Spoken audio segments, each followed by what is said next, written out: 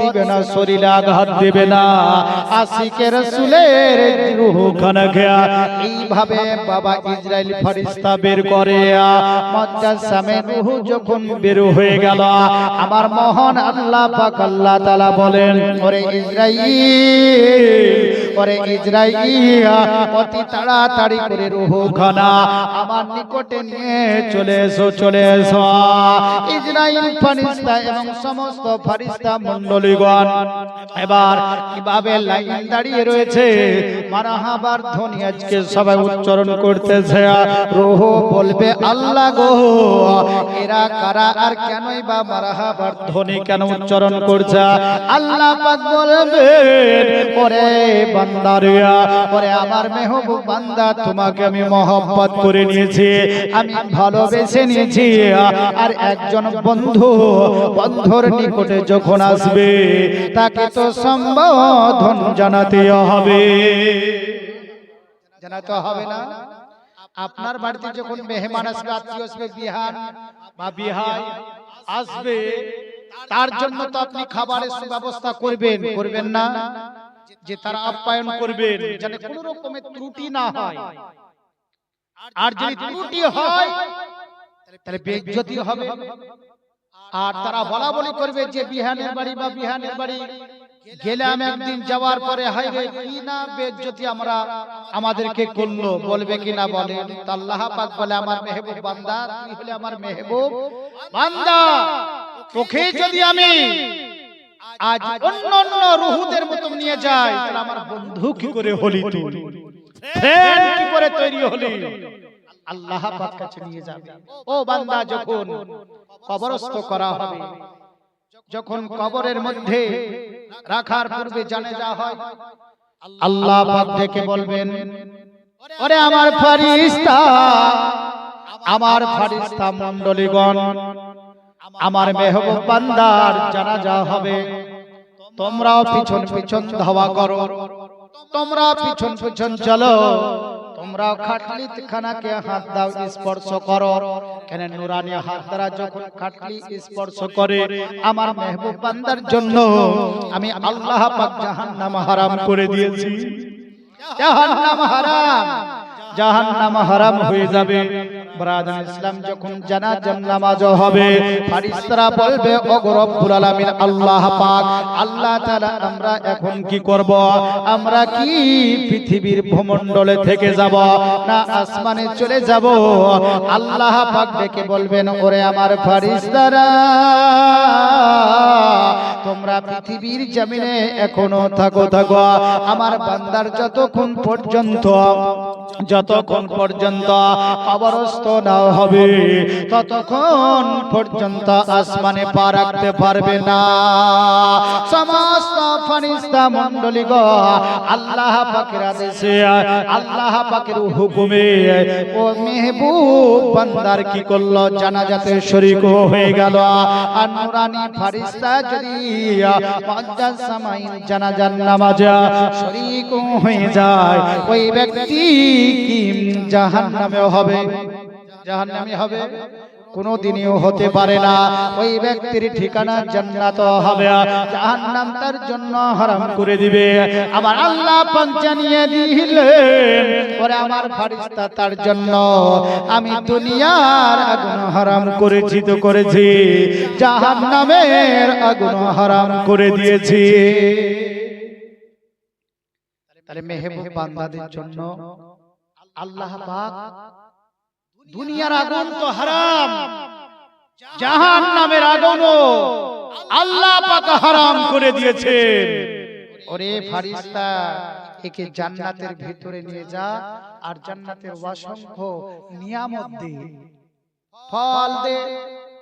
কেন? আল্লাহ পাক রব্বুল আলামিন পৃথিবীতে বান্দাদেরকে পরীক্ষা করে না গো? বলেন, ওয়ালা নাবলুওয়ান্নাকুম, বান্দাদেরকে মহান আল্লাহ পাক পরীক্ষা করে থাকেন বিশাইয়িম, চিজ দিয়ে, বস্ত্র দিয়ে আল্লাহ পাক পরীক্ষা করে থাকেন, থাকে না? মহান আল্লাহ পাক কিভাবে বান্দাদেরকে পরীক্ষা করছে? মিনাল খাউফ ভয় দেখিয়ে না, ভয় দেখিয়ে আল্লাহর ভয়, আযাবের ভয়, জাহান্নামের ভয়, যে কঠিন সাজা হাসরের দিনের ভয়, সব জায়গার ভয় দেখিয়ে মুআজ্জাজ সামাঈন আল্লাহ পাক ভয় দেখিয়ে ওয়াল জুয়ে ওয়া নাফস মুআজ্জাজ সামাঈন নফসের ফল ফলাদি দিয়ে বস্ত্র দিয়ে আমার আল্লাহ রাব্বুল আলামিন বান্দাদেরকে ভয় দেখান। জোরে বলুন সুবহানাল্লাহ। আর এই ভাবে আল্লাহ পাক পরীক্ষা করে আবার আল্লাহ পাক জানিয়ে দিলেন আরেকটা, বলে তোমাদের ইবাদত বান্দেগী ততক্ষণ পর্যন্ত গ্রহণযোগ্য হয় না যতক্ষণ পর্যন্ত তোমার দিলের ভিতরে দানের অংশ আছে কিনা। বুঝলেন, দানের অংশ আছে কিনা এটাও আল্লাহ পাক পবিত্র কোরআনের মধ্যে জানিয়ে দিয়েছেন। মুআজ্জাজ সামাঈন মহান আল্লাহ পাক এবার বলবেন, ওরে ফেরেশতা মণ্ডলীগণ তোমরা শোনো শোনো, মুনকার নাকিরকে কবরের ভিতরে পাঠিয়ে দেওয়া হবে। ও মেহবুব বান্দারা, আজকে হিসাব নেওয়ার জন্য পৃথিবীর ভূমণ্ডলে থাকার পর যে সমস্ত জিনিস করে গেছে সেই জিনিসের হিসাব পাবা নেওয়া হবে। কবরের ভিতরে যখন মুনকার নাকির প্রশ্ন করবে, এ বান্দা খামোশ থাকবে। আল্লাহ রাব্বুল আলামিন মুনকার নাকিরকে ডেকে বলবে, ওরে মুনকার নাকির তোমরা শুনে নাও, শুনে না, এ হলে আমার মেহবুব বান্দা পৃথিবীর জমিনে থাকার পরে সৎ কাজ করেছে, ভালো কাজ করেছে, তার কোন রকমের হিসাব হবে না। আমি আল্লাহ পাক বেগৈরি হিসাবে আমার এই মেহবুব বান্দাকে জান্নাতের মধ্যে রাখবো। একটু জোরে বলেন, জান্নাতে রাখবো। আল্লাহ রাব্বুল আলামিন ফেরেশতাকে বলবে, ওরে ফেরেশতারা যা যা তার নামাজকে কবরের এক পাশে রেখে দেয়া, বলে একবার জাকাত আজকে এক পাশে রেখে দেয়া, তার ইবাদত বান্দেগী গুলো এক পাশে রেখে দেয়া, তার দানগুলোকে এক পাশে রেখে দেয়া, তার ভালো কাজগুলো এক পাশে রেখে দেয়া।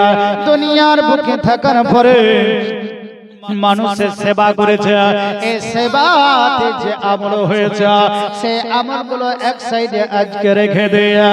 যখন মুআজ্জাজ সামাঈরা বিভিন্ন রকমের যখন আযাব কবরের ভিতরে বাবা আসতে থাকবে এই বান্দাকে আযাব দেওয়ার জন্য, সঙ্গে সঙ্গে নামাজ দাঁড়িয়ে যাবে, বলে এই বান্দাকে আযাব দেওয়ার জন্য তোমরা নিকটে নিকটে এসো না, কেন আমরা রক্ষা করব। বামের দিকে আজকে আবার যাকাত বা আজকে হজ বা আজকে রোজা পালন করেছে সেই জিনিসে আবার বাধা দিবে। পৃথিবীর জমিনে যা আমল করেছে চতুর্দিকে আল্লাহ পাক কবরের ভিতরে রেখে দেওয়ার পরে এই জিনিসগুলোতে হেফাজত করবে, আযাব থেকে বাঁচিয়ে নেবে।